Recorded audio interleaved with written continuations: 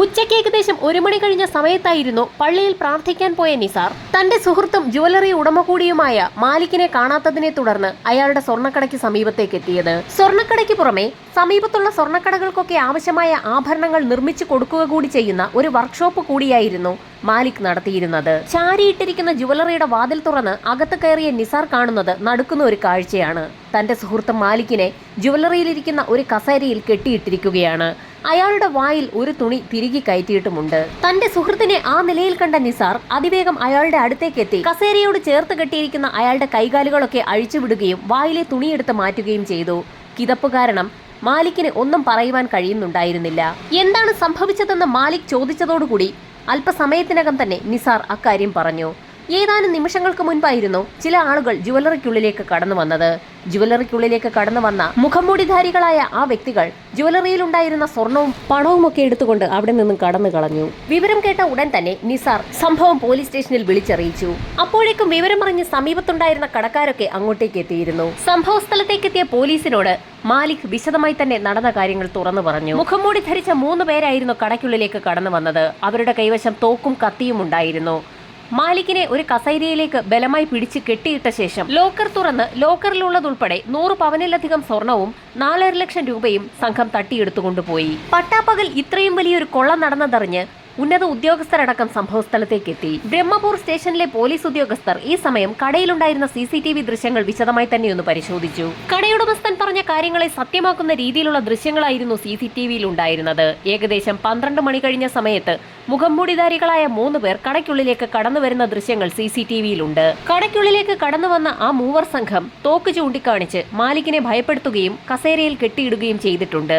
അതിനുശേഷം അവർ നേരെ പോയി ലോക്കർ തുറക്കുകയും സ്വർണവും പണവും ഒക്കെ കൈവശപ്പെടുത്തിയ ശേഷം അവിടെ നിന്ന് പുറത്തേക്ക് പോവുകയും ചെയ്തു. CCTV വിഷ്വലുകളിൽ ഒന്നുകൂടി സൂക്ഷിച്ചു നോക്കിയ പോലീസുകാർക്ക് ചില സംശയങ്ങൾ തോന്നി. കാരണം 3 സംഘം കടയ്ക്കുള്ളിലേക്ക് കയറിയ ശേഷം തോക്ക് കാണിച്ച് മാലിക്കിനെ ഭയപ്പെടുത്തുകയും കസേരയിൽ കെട്ടിയിടുകയും അയാൾ എന്തെങ്കിലും സംസാരിക്കുവാൻ കഴിയുന്നതിന് മുൻപ് തന്നെ അയാളുടെ വായിലേക്ക് തുണി തിരികെ കയറ്റുകയും ചെയ്യുന്നുണ്ട്. അതിനുശേഷം നേരെ ലോക്കറിന്റെ അടുത്തേക്ക് പോവുകയാണ് പ്രതികൾ ചെയ്തിരിക്കുന്നത്. മാലിക് പറയാതെ തന്നെ ആ കടയുടെ ലോക്കർ എവിടെയാണെന്ന് നേരത്തെ തന്നെ അറിയുന്ന തരത്തിലായിരുന്നു ആ 3 സംഘത്തിന്റെ പെരുമാറ്റം. മാലിക്കിന്റെ വായിൽ തുണി തിരികെ അയാളെ നിശബ്ദനാക്കിയ ശേഷം ആ 3 സംഘം അതിവേഗം തന്നെയായിരുന്നു ഒരു സംശയവും കൂടാതെ ലോക്കറിന് സമീപത്തേക്ക് എത്തിയതും ലോക്കർ തുറന്ന് സ്വർണവും പണവും ഒക്കെ അവരുടെ ബാഗിനുള്ളിലേക്ക് നിറച്ചതും.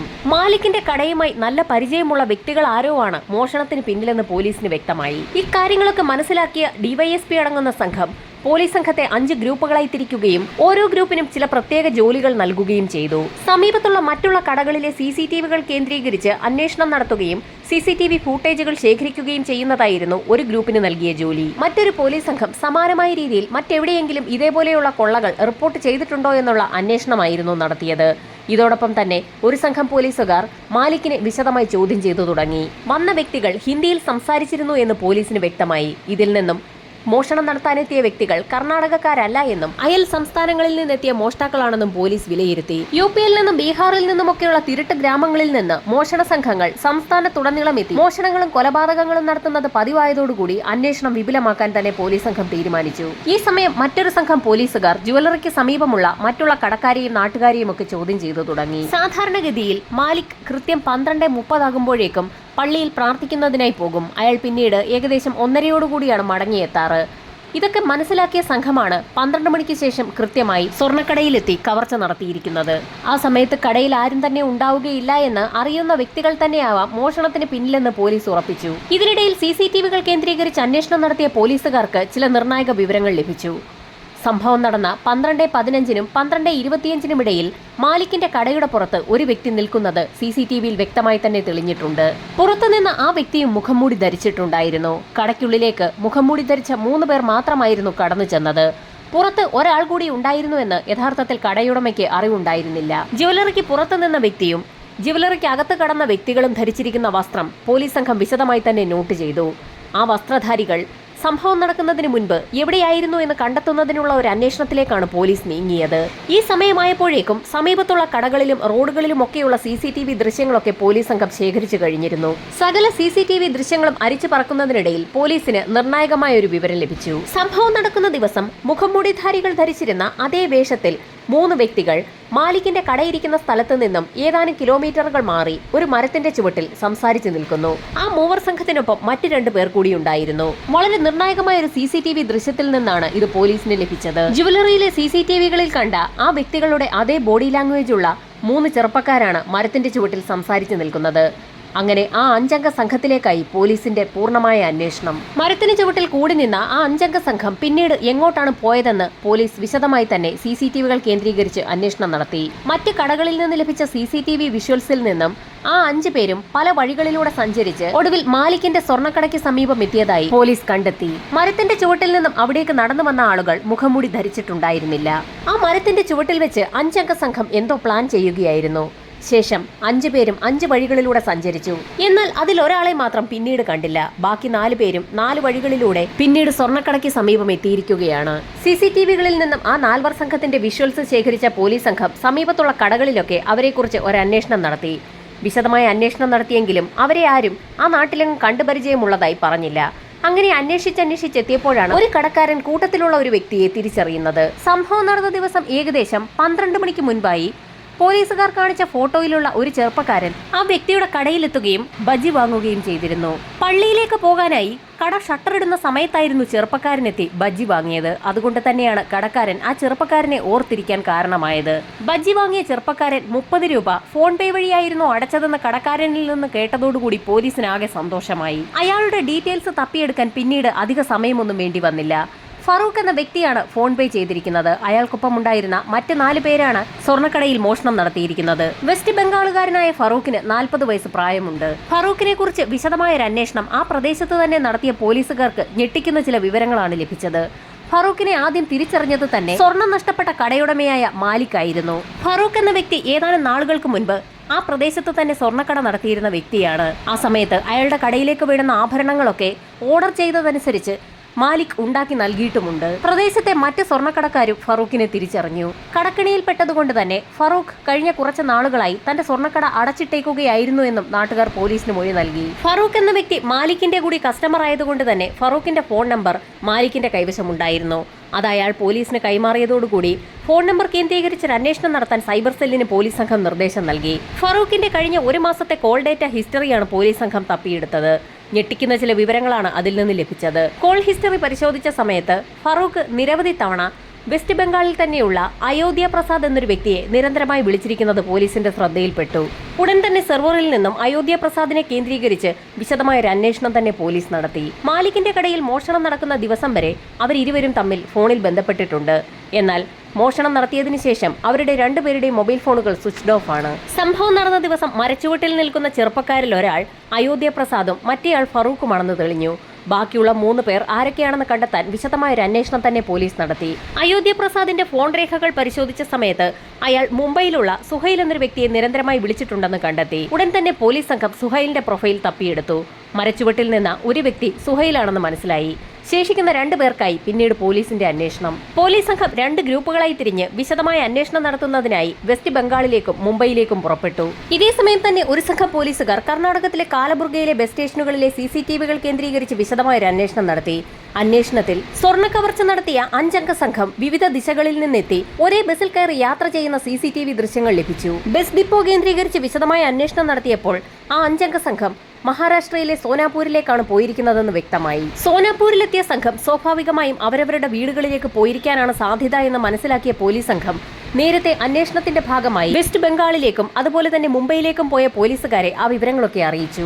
വെസ്റ്റ് ബംഗാളിലെത്തിയ പോലീസ് സംഘം ഫറൂഖിന്റെയും അയോധ്യ പ്രസാദിന്റെയും വീട് കണ്ടെത്തി അന്വേഷണം നടത്തിയെങ്കിലും അവർ 2 പേരും വീടുകളിലില്ല എന്നുള്ള കാര്യം തിരിച്ചറിഞ്ഞു. എന്നാൽ വീട്ടിൽ മറ്റുള്ള ആളുകൾ ഉണ്ടായിരുന്നു. അവരെ മറ്റാരുമായി കോൺടാക്ട് ചെയ്യാൻ അനുവദിക്കാതെ പോലീസ് സംഘം കസ്റ്റഡിയിലാക്കിയെന്ന് തന്നെ പറയാം. ഫറൂഖിനും അയോധ്യ പ്രസാദിനും വേണ്ടി അവരവരുടെ വീടുകളിൽ പോലീസ് സംഘം കാത്തിരുന്നു. വൈകുന്നേരമായപ്പോൾ അയോധ്യ പ്രസാദ് തന്റെ വീട്ടിലേക്ക് എത്തി. കോളിംഗ് ബെൽ അടിച്ച സമയത്ത് വീടിനുള്ളിൽ നിന്നും അയാളുടെ അമ്മയായിരുന്നു വാതിൽ തുറന്നത്. വാതിൽ തുറന്ന സമയത്ത് അയോധ്യ പ്രസാദ് വീടിനുള്ളിലേക്ക് പ്രവേശിച്ചതും പെട്ടെന്നായിരുന്നു പോലീസ് വേഷധാരികളായ ആളുകളെ കാണുന്നത്. അയാൾ തിരിഞ്ഞോടാൻ ശ്രമിച്ചപ്പോഴേക്കും പിന്നിൽ നിന്നും പോലീസ് സംഘം ആ വീട് വളഞ്ഞിരുന്നു. സമാനമായ രീതിയിൽ അതേ സമയത്ത് തന്നെ ഫറൂഖും അയാളുടെ വീട്ടിൽ വെച്ച് അറസ്റ്റിലായി. ഇതേ സമയം തന്നെ പോലീസ് സംഘം മുംബൈയിലെ നാസിക്കിൽ വെച്ച് സുഹൈലിനെയും അയാളുടെ വീട്ടിൽ നിന്ന് തന്നെ പിടികൂടി. ബാക്കിയുള്ള 2 വ്യക്തികൾ മുംബൈയിൽ നിന്നും കാലബുർഗയിലേക്കുള്ള യാത്രക്കിടയിൽ വെച്ച് സുഹൈൽ പരിചയപ്പെട്ട വ്യക്തികളായിരുന്നു. ആ 2 പേർക്കായി പോലീസ് സംഘം വലവിരിച്ചു. ഇതോടൊപ്പം തന്നെ അറസ്റ്റിലായ 3 പേരെയും കൊണ്ട് പോലീസ് സംഘം തിരികെ നാട്ടിലേക്ക് മടങ്ങിയെത്തുകയും അവരെ വിശദമായി തന്നെ ചോദ്യം ചെയ്യുകയും ചെയ്തു. ഫറൂഖ് എന്ന വ്യക്തി നേരത്തെ വിദേശത്തായിരുന്നു. ഗൾഫിൽ നിന്ന് നന്നായി പണമുണ്ടാക്കിയ ശേഷം നാട്ടിലെത്തി അയാൾ ഒരു ജ്വല്ലറി ബിസിനസ് തുടങ്ങുകയായിരുന്നു. കഴിഞ്ഞ 3-4 മാസം കൊണ്ട് 40 ലക്ഷം രൂപയുടെ കടമാണ് അയാൾക്കുണ്ടായത്. കടബാധ്യത ഉണ്ടായതോടുകൂടി ആകെ തകർന്ന ഫറൂഖ് എങ്ങനെയെങ്കിലും പണം ഉണ്ടാക്കണമെന്ന ഒറ്റ തീരുമാനത്തിലായിരുന്നു പിന്നീട് മുൻപോട്ട് പോയത്. ഫറൂഖ് തന്റെ ജ്വല്ലറി ആവശ്യങ്ങൾക്കായി നൽകുന്ന ഡിസൈനുകൾക്കനുസരിച്ച് സ്വർണ്ണാഭരണങ്ങൾ ഉണ്ടാക്കി നൽകുന്നത് മാലിക്കായിരുന്നു. അതുകൊണ്ട് തന്നെ മാലിക്കിന്റെ കൈവശം ധാരാളം സ്വർണ്ണമുണ്ടെന്നുള്ള കാര്യവും ഫറൂഖിന് അറിയാമായിരുന്നു. ആ സ്വർണ്ണാഭരണങ്ങൾ എങ്ങനെയെങ്കിലും കൈക്കലാക്കാൻ തന്നെ തീരുമാനിച്ച ഫറൂഖ് അതിന് വിശദമായി തന്നെ ഒരു പ്ലാൻ തയ്യാറാക്കി. മാലിക്ക് കൃത്യം 12:30 മണിയോടുകൂടി പള്ളിയിലേക്ക് പോകുന്ന വിവരം ഫറൂഖിന് അറിയാമായിരുന്നു. 12 മണിക്ക് മുൻപ് തന്നെ മാലിക്കിന്റെ കടയിലുള്ള മറ്റുള്ള ജോലിക്കാരൊക്കെ പള്ളിയിലേക്ക് പോകും. അതുകൊണ്ട് തന്നെ മാലിക് ഒറ്റയ്ക്കുള്ള ഒരു അവസരത്തിൽ തന്നെ സ്വർണ്ണാഭരണങ്ങൾ തട്ടിയെടുക്കണമെന്ന് തീരുമാനിച്ച ഫറൂഖ് ആ വിവരം തന്റെ സുഹൃത്തായ അയോധ്യ പ്രസാദിനെ അറിയിച്ചു. ഈ സമയത്ത് ശരിക്കും അയോധ്യ പ്രസാദ് ഒരു പ്രശ്നത്തിൽപ്പെട്ടിരിക്കുകയായിരുന്നു. അയാളുടെ ഭാര്യയ്ക്ക് ഹൃദയ സംബന്ധമായ ചില അസുഖങ്ങളുണ്ട്. അതിന്റെ ഓപ്പറേഷന് വേണ്ടി വലിയൊരു തുക തന്നെ വേണ്ടിവരും. ആരെ കൊന്നിട്ടായാലും ആ തുക ഉണ്ടാക്കണമെന്ന് കരുതിയിരിക്കുമ്പോഴായിരുന്നു അയോധ്യ പ്രസാദിനെ തേടി ഫറൂഖിന്റെ കോൾ എത്തുന്നത്. അപ്പോൾ തന്നെ അയാൾ താനും ആ പ്ലാനിൽ ഒത്തുചേരാമെന്ന് സമ്മതിക്കുകയും ചെയ്തു. അങ്ങനെ അയോധ്യ പ്രസാദിന്റെ നിർദ്ദേശത്തെ തുടർന്നായിരുന്നു മുംബൈയിലുള്ള സുഹൈലിനെ കൂടി അവർ കൂടെ കൂട്ടുന്നത്. സുഹൈലിന്റെ മറ്റ് 2 സുഹൃത്തുക്കളെ കൂടി അയാൾ ഒപ്പം കൂട്ടി. മാലിക്കിന്റെ കടയിൽ തന്നെ മോഷണം നടത്താൻ മറ്റൊരു കാരണം കൂടി ഉണ്ടായിരുന്നു. കള്ളന്മാർ മോഷ്ടിക്കുന്ന സ്വർണവും കള്ളക്കടത്ത് വഴി എത്തുന്ന സ്വർണവുമൊക്കെ മാലിക്കിന്റെ കടയിൽ എത്താറുണ്ട്. അയാൾ അതൊക്കെ ഉരുക്കി വേറെ ഡിസൈനിലാക്കി മറ്റുള്ള കടക്കാർക്ക് വിൽക്കാറാണ് പതിവ്. അക്കാര്യങ്ങളൊക്കെ വളരെ രഹസ്യമായ ഒന്നാണ്. ഇക്കാര്യങ്ങളൊക്കെ നേരത്തെ തന്നെ മനസ്സിലാക്കിയ ഫറൂഖ് അതുകൊണ്ട് തന്നെ മാലിക്കിന്റെ കൈവശം ധാരാളം സ്വർണമുണ്ടെന്നും എങ്ങനെയെങ്കിലും അത് കൈവശപ്പെടുത്തണമെന്നും തീരുമാനിക്കുകയായിരുന്നു. ഫറൂഖിനെ നേരത്തെ തന്നെ മാലിക്കിന് അറിയാവുന്നത് കൊണ്ട് തന്നെ മോഷണത്തിന് മുൻകൈയെടുത്തതും അത് നടപ്പിലാക്കിയതും അയോധ്യ പ്രസാദ് സംഘവുമായിരുന്നു. അതുകൊണ്ട് തന്നെ ആ കടയെക്കുറിച്ച് വിശദമായി ഒന്ന് പഠിക്കാൻ ഒരു ഇലക്ട്രീഷ്യന്റെ വേഷം കെട്ടി എന്തെങ്കിലും ഇലക്ട്രിക്കൽ വർക്ക് ഉണ്ടോ എന്ന് ചോദിച്ചുകൊണ്ട് പലതവണ അയോധ്യ പ്രസാദ് മാലിക്കിന്റെ കടയിലെത്തിയിരുന്നു. അങ്ങനെ ആ കടയെക്കുറിച്ച് വിശദമായൊരു ധാരണ വന്നതോടുകൂടി ആ സംഘം അവരുടെ പ്ലാൻ പ്രാവർത്തികമാക്കി. കടയിലെത്തി മാലിക്കിനെ അവിടെ കെട്ടിയിട്ട ശേഷം കടയിലുണ്ടായിരുന്ന സ്വർണവുമായി സംഘം കടന്നു കളഞ്ഞു. മോഷ്ടിച്ച സ്വർണവുമായി ആ സംഘം നേരെ ഫറൂഖിന്റെ കടയിലേക്കാണ് പോയത്. കുറച്ച് സ്വർണം ആ കടയിലെത്തി ഉരുക്കിയ ശേഷം ആ സ്വർണം അവർ വിൽക്കുകയും ചെയ്തു. ഇക്കാര്യങ്ങളൊക്കെ മോഷണം നടത്തിയ സംഘം പോലീസിനോട് തുറന്നു സമ്മതിക്കുന്ന സമയത്ത് പോലീസ് സംഘം യഥാർത്ഥത്തിൽ മാലിക്കിനെ ചോദ്യം ചെയ്യുകയായിരുന്നു. കാരണം മാലിക് നേരത്തെ പോലീസിനോട് നൽകിയ മൊഴി അനുസരിച്ച് 856 ഗ്രാം സ്വർണം മാത്രമായിരുന്നു അയാളുടെ കടയിൽ നിന്ന് മോഷണം പോയതെന്നാണ്. എന്നാൽ മോഷ്ടാക്കളെ പിടിച്ചപ്പോൾ പോലീസ് സംഘം കസ്റ്റഡിയിലെടുത്തിരിക്കുന്നത് 2.5 കിലോയിലധികം സ്വർണമാണ്. തന്റെ കടയിൽ നിന്ന് മോഷണം പോയതിൽ നിന്നും വലിയൊരു വിഭാഗം സ്വർണം കുറച്ചാണ് യഥാർത്ഥത്തിൽ അയാൾ പോലീസിനോട് പറഞ്ഞത്. അതുകൊണ്ട് തന്നെ യഥാർത്ഥത്തിൽ ഇപ്പോൾ പോലീസ് സംഘം ചോദ്യം ചെയ്യുന്നത് പരാതിക്കാരനായ കടയുടമ മാലിക്കിനെ തന്നെയാണ്. സർക്കാരിൽ നിന്ന് നികുതി വെട്ടിച്ചുണ്ടാക്കിയ സ്വർണം ഉപയോഗിച്ച് ആഭരണങ്ങൾ ഉണ്ടാക്കി വിൽക്കുന്ന പ്രക്രിയയാണ് നിലവിൽ മാലിക് ചെയ്തുകൊണ്ടിരിക്കുന്നത്. അതിലൂടെ കൊള്ളലാഭം കൊയ്യുകയും ചെയ്യുന്നു. മാലിക്കിനെ കുറിച്ച് വിശദമായ ഒരു അന്വേഷണം തന്നെ പോലീസ് സംഘം ഇപ്പോൾ ആരംഭിച്ചിരിക്കുകയാണ്. ഇതേ സമയം തന്നെ ഇനി ലഭിക്കാനുള്ള 2 പ്രതികൾക്കായി പോലീസ് സംഘം വലവിരിച്ചു കഴിഞ്ഞു. ഫറൂഖ് എന്ന വ്യക്തി ഡിജിറ്റൽ പേയ്മെന്റിലൂടെ ബജിക്കടക്കാരന് പൈസ കൊടുത്തതുകൊണ്ടാണ് യഥാർത്ഥത്തിൽ 4 ദിവസം കൊണ്ട് പോലീസ് സംഘത്തിന് പ്രതികളിലേക്ക് എത്താൻ കഴിഞ്ഞത്. വരും ദിവസങ്ങളിൽ മറ്റ് 2 പ്രതികളും പോലീസിന്റെ വലയിലാകുമെന്ന് തന്നെ പ്രതീക്ഷിക്കാം.